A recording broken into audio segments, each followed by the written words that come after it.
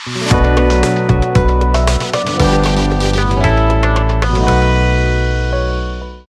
Students, समर्थ exam prep पर आपका स्वागत है। और आपको जैसा कि याद होगा कि पिछले लेक्चर में हमने इंडस्ट्रीज़ के बारे में बात की थी, मैन्युफैक्चरिंग इंडस्ट्रीज़। और उसमें हमने बेसिकली क्या देखा था, उसमें हमने क्लासिफिकेशन ऑफ इंडस्ट्रीज़ देखा था। और उसके अंदर हमने देखा था स्टील और जो आयरन इंडस्ट्री है उसके जो स्पेसिफिक कुछ प्लांट्स थे उसके बारे में बात की थी, उनकी लोकेशन के बारे में और उनमें किन कंट्रीज का कंट्रीब्यूशन रहा उसके बारे में बात की थी। अब अपना जो लेक्चर है उसी की फर्दर हम उसमें एक एक्सटेंशन के रूप में देखेंगे, जो हमारे यहाँ पे कॉटन जो इंडस्ट्री है उसके बारे में बात करेंगे। ठीक है, उससे पहले मैं आपको बताना चाहूँगा कि अगर आप वीडियो में नए हैं तो आप समर्थ एग्जाम प्रेप की जो ऐप है उसको डाउनलोड कर लीजिए, ताकि आप ज़्यादा से ज़्यादा वीडियो क्या है कंटिन्यूएशन में प्राप्त कर सकें और जो रिसोर्स मटेरियल है वो आप वहाँ से इजीली प्राप्त कर सकें। साथ में अगर आपने चैनल को सब्सक्राइब नहीं किया तो आप सब्सक्राइब कर लीजिए। और वीडियोज़ को आपसे रिक्वेस्ट है कि आप शुरुआती वीडियो से देखिए। मेरे वीडियो क्या है, थोड़े लंबे हैं। मैंने काफ़ी स्टडी के बाद और जो चीज़ें हैं उनको एनालाइज करने के बाद इस चीज़ को देखा है। वीडियो थोड़े लंबे हैं, लेकिन मैंने उन वीडियोज़ को उस लेवल तक ले जाने की कोशिश की है कि अगर आप सिर्फ वीडियोज़ से ही पढ़ाई कर रहे हैं तो भी आप एग्ज़ाम को क्रैक कर पाएँ। तो आप थोड़ा सा पैसेंस रखें और अपना पैशन क्या है बनाए रखें। तो आज का अपना टॉपिक है मैन्युफैक्चरिंग इंडस्ट्रीज, और इसमें अपन बात करेंगे कॉटन टेक्सटाइल इंडस्ट्री के बारे में। ठीक है,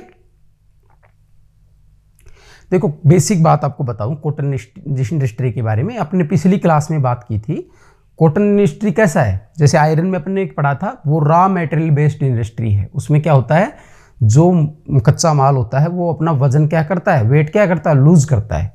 तो उसके अंदर बहुत ज़्यादा स्पेसिफिक हो जाती है उसकी लोकेशन, और वो लोकेशन किससे वहाँ पे डिसाइड होती है, रॉ मटेरियल से। रॉ मटेरियल उसमें क्या क्या था, उसमें रॉ मटेरियल था सबसे पहले तो आयरन, और फिर कोयला, लाइमस्टोन, उसके अंदर क्या थे, बेसिक और मैग्नीज उसके रॉ मटेरियल थे। तो वो जहाँ पर मिलते हैं उसी चीज़ से उसकी लोकेशन क्या थी, डिसाइड होती थी। वो उसका की फैक्टर था लोकेशन को डिसाइड करने वाला। लेकिन कॉटन क्या है, कपास है। कपास में क्या है, इसमें वजन का क्या है, वजन तो इसका लूज होता है नहीं। मतलब कॉटन का भी उतना ही वजन रहता है, उससे तैयार जो कपड़ा है उसका भी उतना ही वजन रहता है। इसलिए इसे बोला जाता है फुट लूज इंडस्ट्री। इसका मतलब इस इंडस्ट्री को कहीं भी लगाया जा सकता है। इसीलिए इस इंडस्ट्री को ज़्यादातर लगाया जाता है कहाँ पर, बाजार वाली जगह पर, क्योंकि वहाँ से इसको क्या है, मैक्सिमम जो प्रॉफिट है वो उसका लिया जा सकता है। ठीक है, तो आइए कुछ बेसिक बातें हैं जो कॉटन इंडस्ट्री की, उसके बारे में बात करते हैं।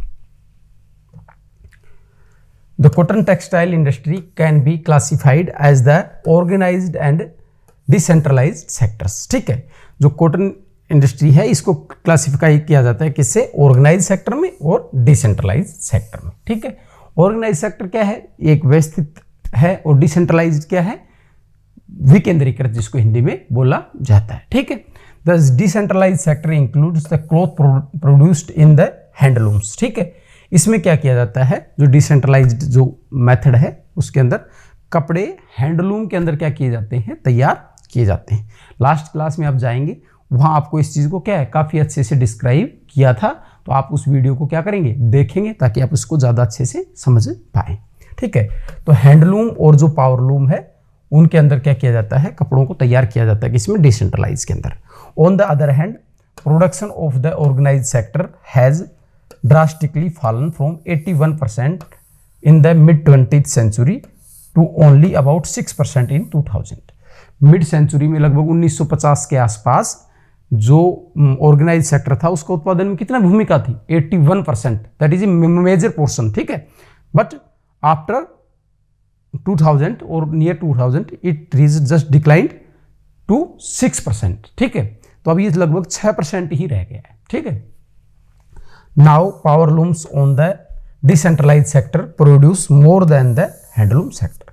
अब क्या है, जो डिसेंट्रलाइज मेथड है उसके अंदर पावरलूम है, वो हैंडलूम से क्या है ज़्यादा क्या करते हैं, उत्पादन करते हैं। जैसे अपने ये चीज़ देखी थी, हैंडलूम के अंदर क्या होता है, उसमें हाथ का ज़्यादा, हाथ करघे का क्या है ज़्यादा योगदान रहता है। और पावरलूम के अंदर क्या होता है, जो स्पिनिंग जेनी होती है वो इलेक्ट्रॉनिक बेस्ड होती है और उसके अंदर क्या है, उत्पादन है वो ज़्यादा और बड़े स्तर पर किया जाता है। ठीक है,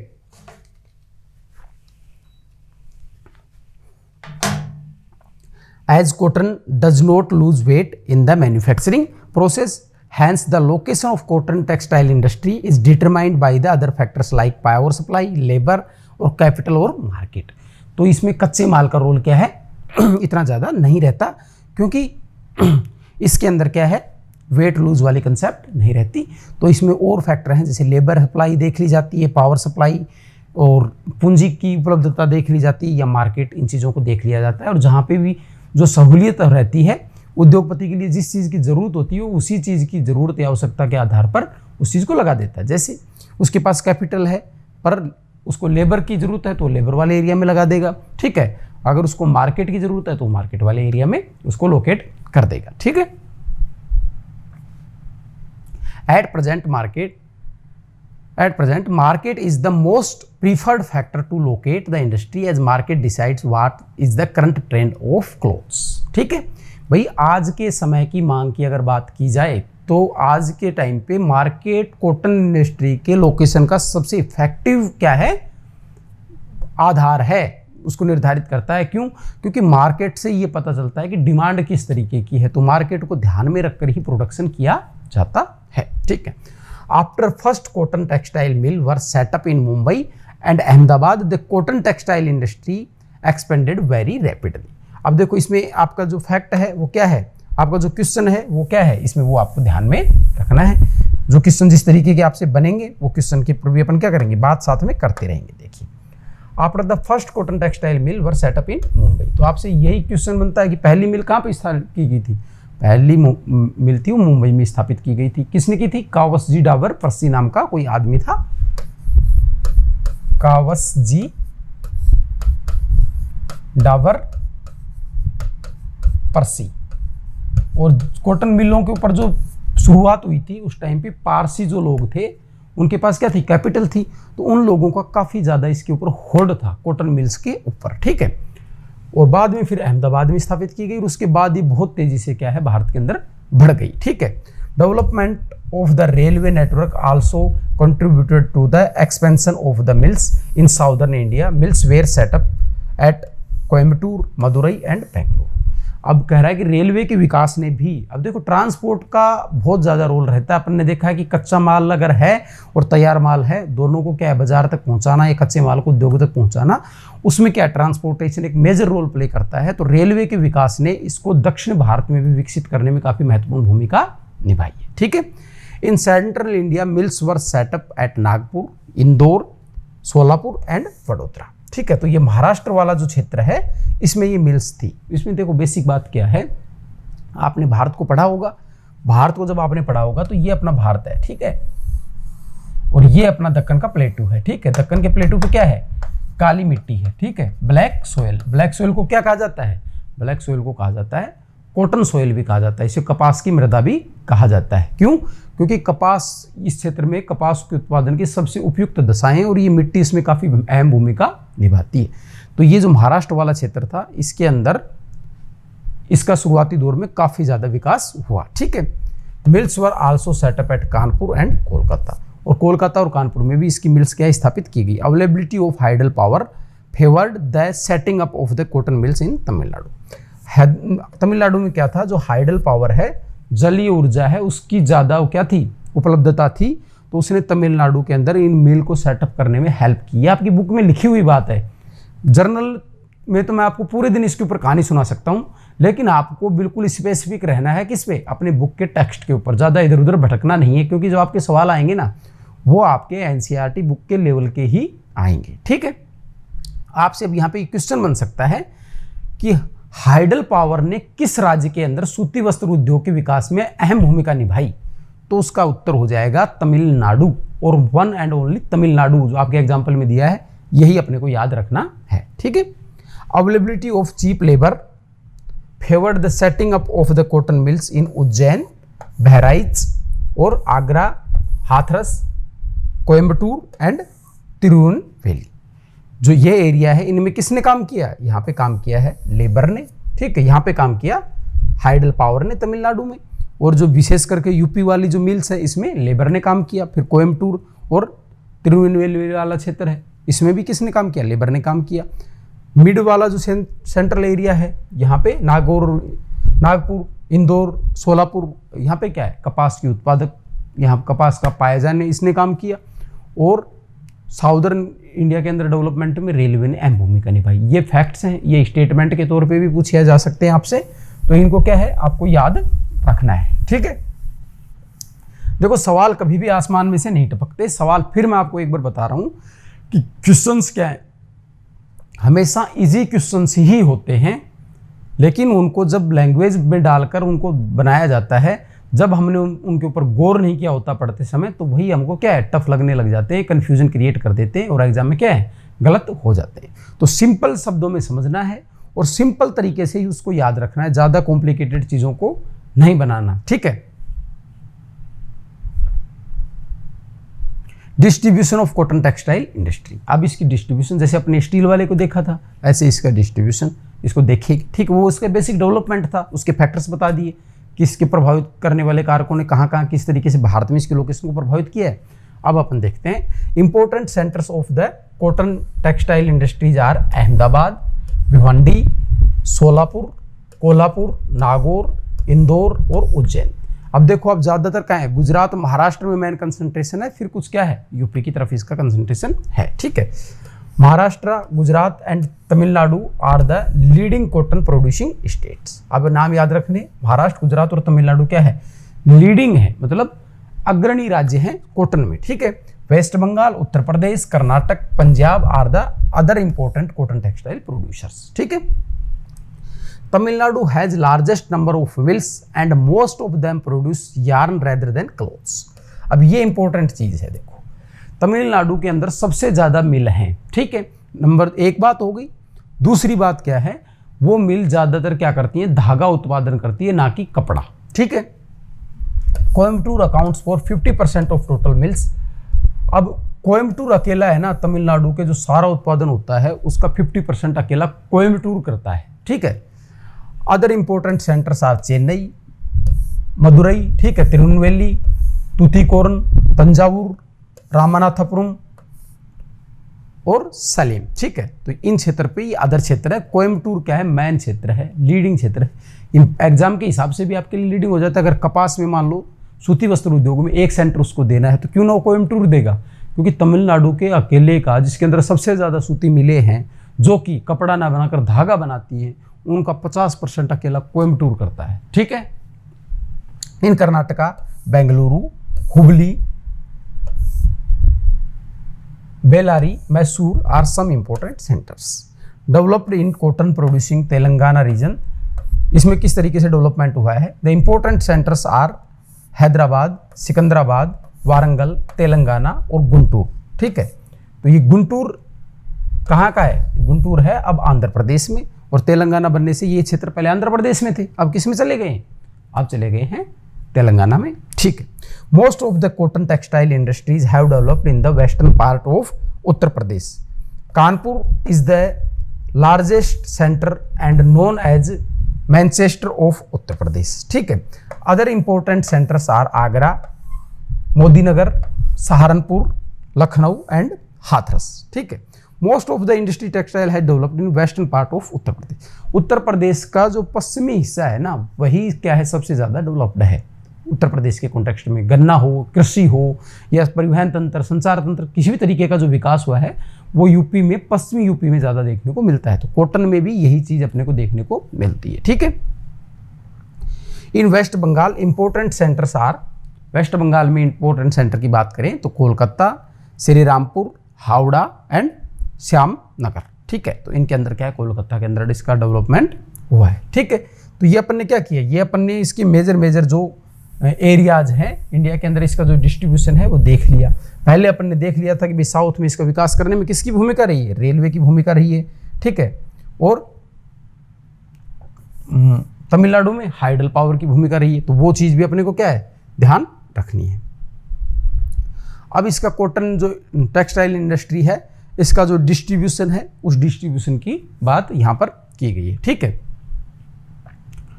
डिस्ट्रीब्यूशन को अगर अपन देखें मैप में, तो आपके मैप दे रखा है, उस मैप में आप देखेंगे तो इनमें क्या है, आपको कुछ क्षेत्रों के नाम है जो आपको क्या है ध्यान रखने हैं, क्षेत्र जो आपको याद रखने हैं। देखो सहारनपुर दे दिया, मुरादाबाद दे दिया, अलीगढ़, आगरा, लखनऊ, कानपुर, ठीक है। ये कहाँ के क्षेत्र हैं? ये यूपी के क्षेत्र हैं। एमपी में क्या है? ग्वालियर है, वाराणसी यूपी में है, मुर्शिदाबाद, ठीक है, हावड़ा, हुगली, कोलकाता, ये कहाँ पे? वेस्ट बंगाल में दे दिया, ठीक है। वारंगल, हैदराबाद, ये कहाँ पे? तेलंगाना में। गुंटूर, आंध्र प्रदेश में, ठीक है। बेलारी, हुबली। अब देखो हुगली और हुबली दो नाम हैं, ये कंफ्यूज नहीं होना इसमें। ये आपके हो सकता है एग्जाम में पूछ ले इस चीज़ को और हो जाओ और गलत हो जाए तो उससे बुरी बात कुछ नहीं होगी, इसलिए मैं आपको अच्छे से बता देता हूँ। एक है हुबली और एक है हुगली, ठीक है। तो हुबली है ना, हुगली ये नदी भी है, ठीक है। तो ये हुगली क्षेत्र है, ये कहाँ पर है? ये है वेस्ट बंगाल में, ठीक है।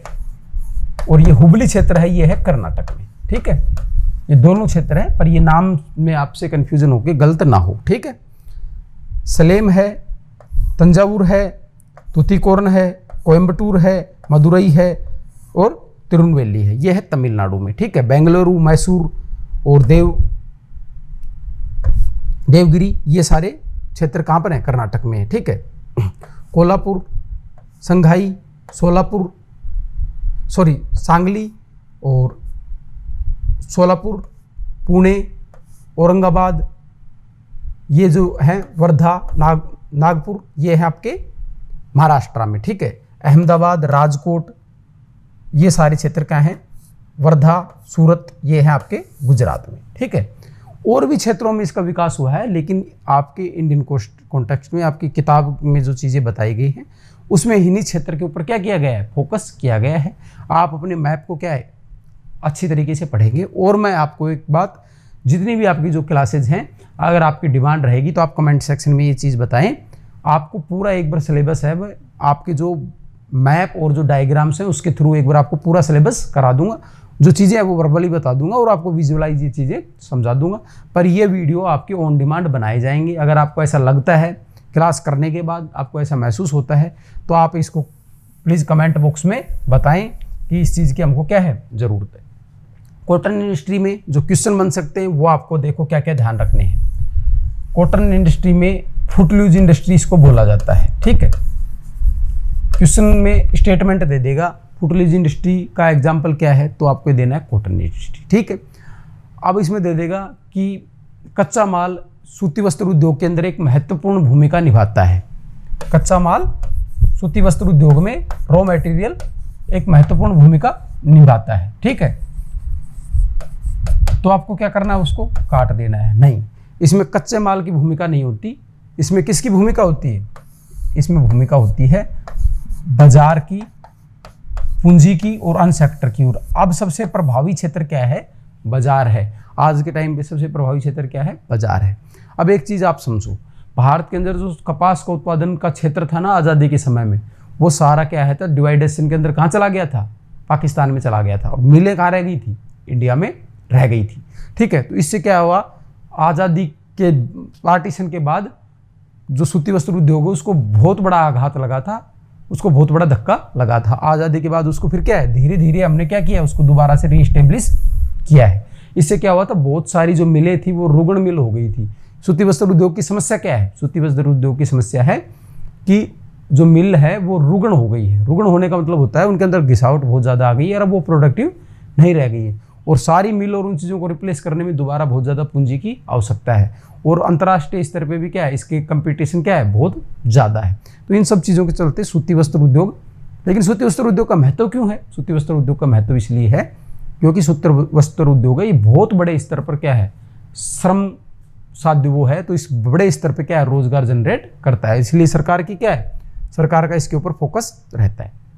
तो इस क्लास में हमने क्या देखा, इस क्लास में हमने कॉटन इंडस्ट्री देखा, उसका डिस्ट्रीब्यूशन देखा और भारत के अलग अलग क्षेत्र में इसके विकास होने के कारण देखे, इन क्षेत्र में ये क्यों विकसित हुआ इस चीज़ को देखा। इन्हीं चीज़ों को आपको क्या है, याद रखना है। और अगर आपने समर्थ एग्जाम प्रेप की जो ऐप है उसको डाउनलोड नहीं किया है तो प्लीज़ आपसे रिक्वेस्ट है कि आप इस ऐप को डाउनलोड करें। और ये रिक्वेस्ट मेरे लिए नहीं है, ये इसलिए है क्योंकि आपको जैसे ये पीपीटी है, इसका PDF है या और जो स्टडी मटेरियल है वो आपको एडिशनल स्टडी मटेरियल इस ऐप के ऊपर ही मिल पाएगा। वो हर चीज़ हम क्या है यूट्यूब के ऊपर पॉसिबल नहीं हो पाती, तो वो हम चाहते हैं कि आपको सब चीज़ें मिले, लेकिन एक सिस्टम, एक तरीका है और उस तरीके का नाम है ये ऐप। आप इस ऐप पे इस चीज़ों को क्या कर सकते हैं, प्राप्त कर सकते हैं। तो thank you for today's class.